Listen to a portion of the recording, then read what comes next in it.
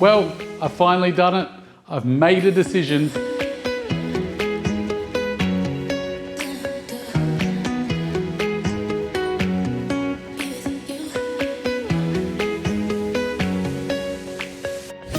You're looking at a brand new 2025 Royal Enfield Himalayan 450 in black and gold with tubeless rims, and I couldn't be happier. I'm absolutely in love with this motorcycle.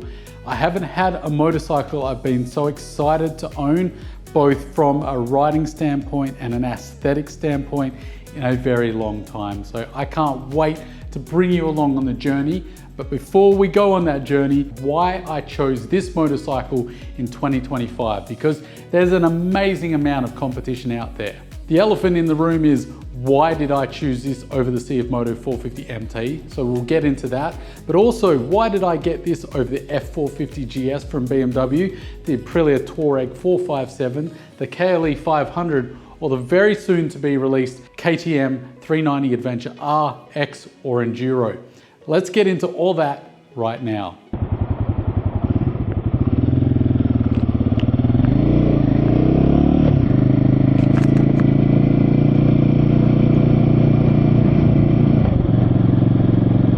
So as I talked about, the CFMoto 450 MT was a very strong consideration. In fact, if you want the real behind the scenes, I almost bought that bike. I was a week away from putting my name down to get one. But as life happens, this turned up in the nick of time, because I really wanted to go with the Himalayan 450, but I couldn't get a black and gold version with tubeless rims. They hadn't released it here in Australia. The only version I could get was the white colorway, and I really couldn't get behind it, because this time when I was choosing a bike, I wanted something aesthetically that I really enjoyed to look at and to own, because I've had a whole string of dual sports, and let's be real, they're not the nicest looking motorcycles. They have a presence about them, but they're not the kind of bike that you pull up at the cafe and just stare at, or sit in the garage over a cup of tea, coffee, or something stronger and just admire the look of the bike. Whereas I found myself just staring at this bike, and as I've noted before, people just on the street love it as well. And I really wanted that out of a bike, and the Himalayan did that, but the white just wasn't working for me. So I thought, you know what, I'm just gonna cut my losses and get a 450 MT. But lucky for me, during that week of decision making, a few people in the know texted me and said, hey Solid, hold off, because Royal Enfield might be releasing another tubeless version, and it could be in the black and gold. And within that week, Royal Enfield announced it themselves. So I called JCS, asked them what the deal was. They said that some were being shipped as we were speaking, and if I wanted one of the first ones to hit our shores. And of course I said, hell yes, let's do it.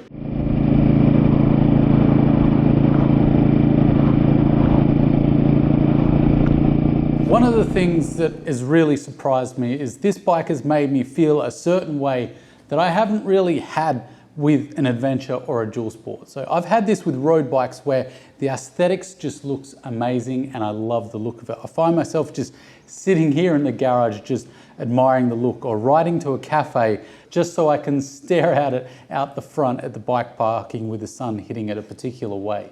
Because what you probably can't pick up on camera is that this black metallic paint, when the sun hits it, it's actually got gold flake all through it. So it just looks absolutely amazing. I'm trying to think of the last bike that gave me that fizz aesthetically, and really I can only come up with my Harley Davidson Iron 1200, because the paint on that was just absolutely perfect. This has that same kind of aura. I kid you not, I have gone to the cafe multiple times now with this bike, because that's the only time I get to ride, is first thing in the morning as the kid goes off to daycare. Before I start work, I sneak in a quick coffee. And when I pull up at the cafe, park the bike, this bike gets attention like almost no bike I've owned before. Every time I've gone out, I've had someone come up to me and say, that's a really nice bike. Or I've been sitting there and I've watched a group of blokes come up and just have a chat around the bike, having a look at it, because they just love it so much. The general public really seem to gravitate to this bike, which is a nice stroke to the ego when you're sitting there at the cafe and you see other people admiring what you put your hard-earned money into.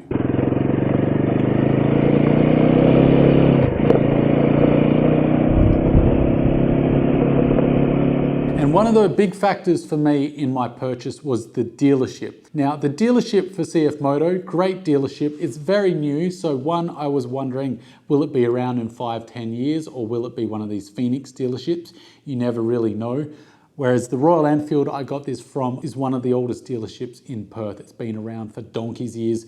Very well known, very established. I've got no concerns of whether they'll be there in 10 years or not. On top of that was the distance I had to travel. To get this bike serviced, or to pick up parts, or to just drop in and say g'day and maintain the relationship with the dealership, it's an easy 20 minutes or less depending on traffic for me to get there. It's just down the road from me, and that is great for my work-life balance.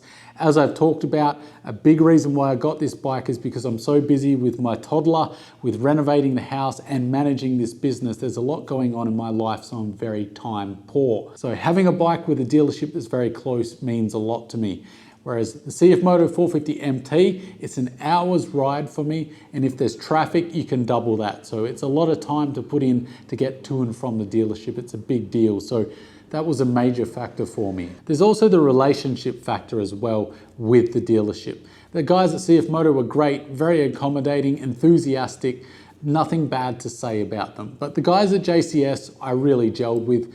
They sat down, we talked motorcycles, they shared what bikes they had. We talked about great stories, went back and forth, and I really got the sense that they were in it because they loved motorcycles, not because they wanted a paycheck.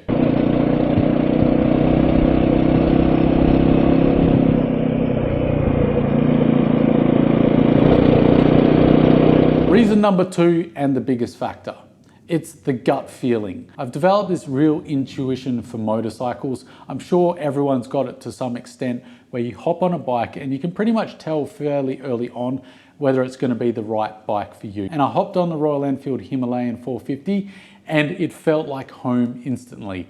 And I don't have that experience all too often on a motorcycle. And when it does happen, I sit up and pay attention, particularly when I'm looking for a new motorcycle, and particularly when it's a motorcycle I can afford. So that is a big reason why I chose this bike, is just I hopped on it and I felt like I'd owned it for years. It gave me confidence off-road because it's so docile, but it's really fun and engaging in the twisties. And to come back to the intuition, when I hopped on the 450 MT, it's a bike that I loved and it was really easy to ride. But if I can explain it, I hopped on it and it didn't feel like home. It just felt like a really good piece of machinery that I could completely understand why everyone was frothing at the mouth for, because it is such a fantastic bike. But it didn't feel like the bike for me personally when I hopped on it. It's very hard to communicate and break down, but the sum of its parts didn't tickle me in the way that the Himalayan does.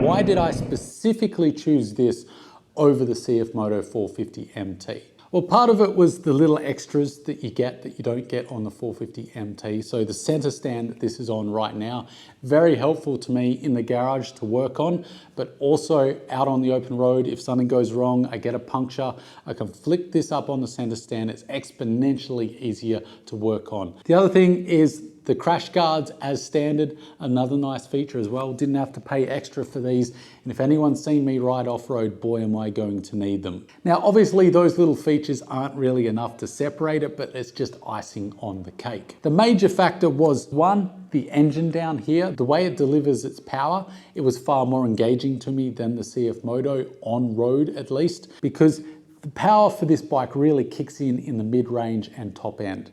Don't get me wrong, the bottom end is still pretty serviceable, but it doesn't give you the same rush like the CFMoto 450 MT. The bottom end on that is just absolute blast, whereas this is just acceptable. But the mid to top end on this bike is an absolute riot. It is so fun, despite its minuscule power figures in the twisties, out on the open road and riding it around commuting on the street. This is just so much fun because it has a really engaging power curve. Instead of like the 450 MT where you just progress in a linear fashion, this is really a kick up. You get an absolute meaty hit of torque and of horsepower in the mid-range, and then peak horsepower at that top end. It really is engaging to rides. But also when you're out on the open road overtaking the big road trains, you do need a bit of pep to get around those, and the speed limit here is 110. So those trucks are sitting at 110 kilometers an hour.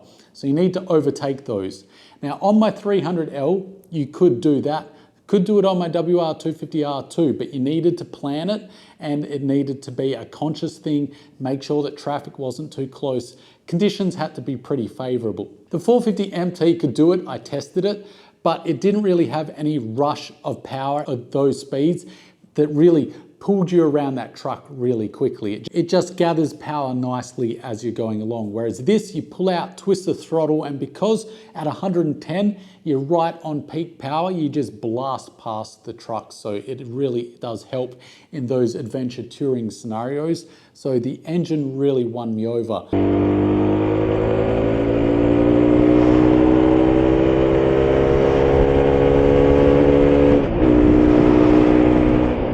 Then when you get to the dirt side of it for the engine, the CFMoto 450 MT is just so much fun. That bottom end, the low end torque, is just makes you want to rip through the bush. But that's not my style. I tend to plod along and explore. I go out there to unplug from the city life and just get rid of all my stress. So I'm doing it for enjoyment and relaxation, not to rip through the bush at 1,000 miles per hour. And even if I wanted to, I can't ride that well to start with anyway. I much prefer just bumbling along at my own pace and exploring. That's the style. And this, the way it delivers its power for off-road, this engine and its power delivery characteristics was perfect for what I was looking for. Second thing that really won me over the 450 MT is the suspension up here. This is shower suspension, but importantly, it's non-adjustable at the front and you've only got preload down here at the rear. So why would I choose that over the much more adjustable KYB suspension on the 450 MT? Well, it's because of how stiff the 450 MT suspension is. It's great suspension, but it only has a very short window for what it's very good at, and that's the big hits, riding fast and hard. And I don't do enough of that kind of riding on these particular bikes to need that kind of suspension. I'm looking for more well-rounded suspension that's going to soak up the potholes and the undulations and bumps on and off-road and just be very good at a lot of different things rather than built to a specific purpose. So I felt the suspension on the Himalayan was much more well-rounded for my personal needs. And I'm not sweating the lack of adjustability because this suspension is so good out of the box that I don't need to worry about it. And the third thing over the 450 MT is just, as I've touched on before, the aesthetics. The 450 MT is a very handsome looking bike. It's got a lot of character because of that 270-degree parallel twin. It sounds fantastic, it looks good, but it looks like everything else in the adventure bike world. Whereas this, admittedly, you're either gonna love it or hate it. You're gonna be in one of those two categories, but I'm in the love it category. I think it just looks absolutely stunning. It's the kind of bike I can sit in the garage and just admire all the different angles, the paint. It just really appeals to me. I love that there's so many metal components on this as well.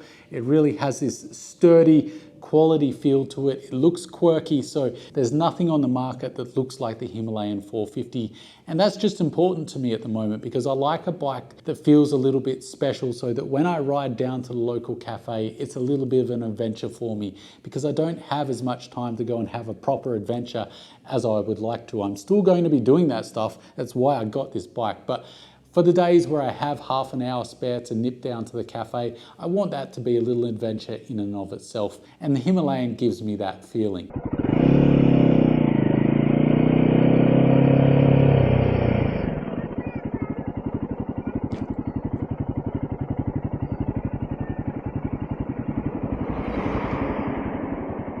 Why did I go for a small adventure bike when I could have gone for a bigger adventure bike, a bike like the Honda Transalp 750? I did consider it given it's got more power and it's not too much heavier, or maybe a Tenere 700. It doesn't sit with me well how expensive they've gotten. The fact that a Tenere 700 now here in Australia is a $20,000+ experience, it makes my wallet cringe a little bit. And in this cost of living crisis, I think it's a much smarter choice to go with a small adventure bike, whether it's the CFMoto or the Royal Enfield or the KTMs. It's just a much smarter decision to go with a bike that does 99% of what the big boys does at a third of the price. So value for money was a big factor over a bigger bike. The fact that you can get a bike like this for under 10,000 Australian dollars is staggering. It's fantastic. And I really wanted to vote with my wallet if you want, and show Royal Enfield and the motorcycle industry that this is the kind of bike I prefer. Small, affordable, can do a little bit of everything, and looks fantastic.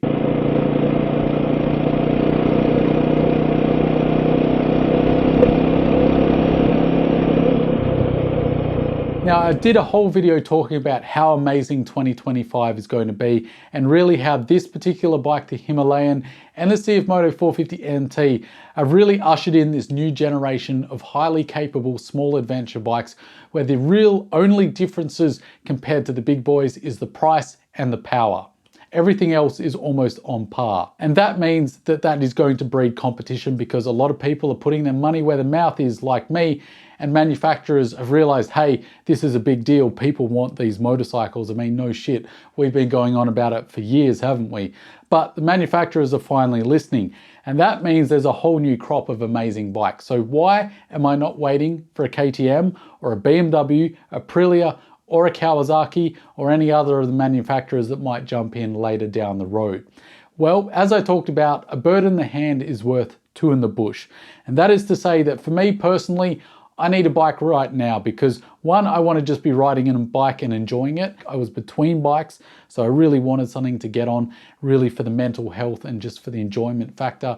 If I don't have a motorcycle in my garage, I just don't feel complete as a person. I'm a completely different, grumpy, grouchy person if I don't get to ride a motorcycle. But also there's the business side of this as well with YouTube. It means I can produce all this content for you and take you along on a journey. And if the time comes and one of the other bikes ends up being better, well then I will just move on to that bike if it suits me better.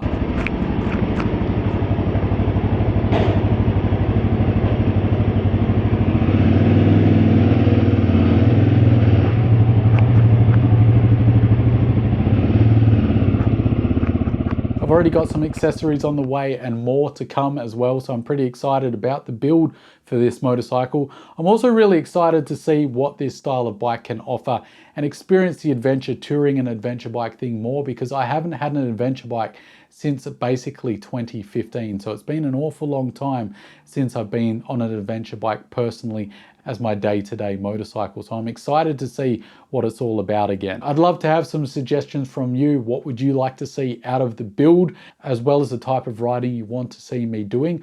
I'd love to know your thoughts about everything to do with my choice. And as always, guys, don't forget to stay shiny side up, and I'll see you in the next one.